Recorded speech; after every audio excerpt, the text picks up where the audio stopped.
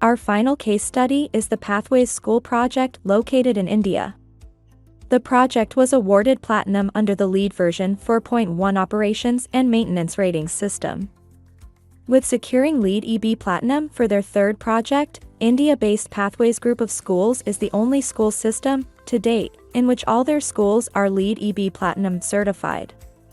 Amongst all educational facilities who have achieved this top distinction worldwide, Pathways schools are among the highest rated.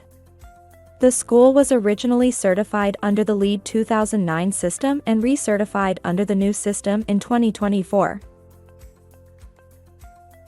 At Pathways Schools, their mission of imparting holistic education includes teaching students about sustainability.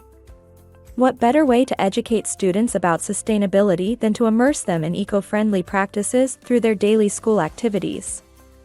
With this in mind, the school prioritized creating a green campus with zero discharge when designing the school. The approach draws inspiration from traditional Indian architecture, specifically the design principles used in ancient forts and palaces. These structures naturally maintain cool temperatures in summer and warmth in winter, demonstrating effective climate control without modern technology.